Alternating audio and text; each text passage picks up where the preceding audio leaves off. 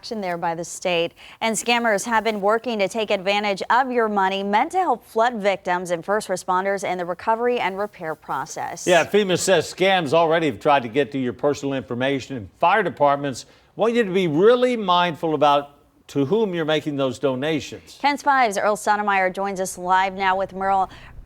And Earl, actually one fire department is actually sounding that alarm.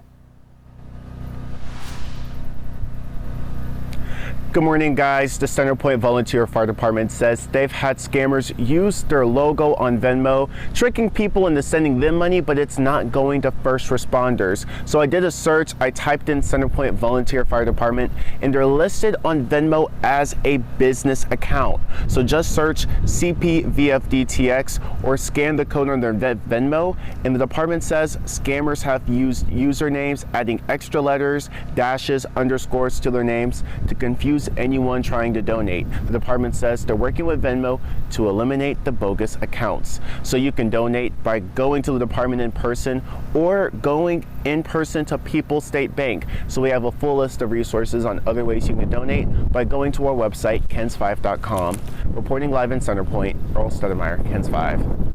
All right, thank you, Earl. And this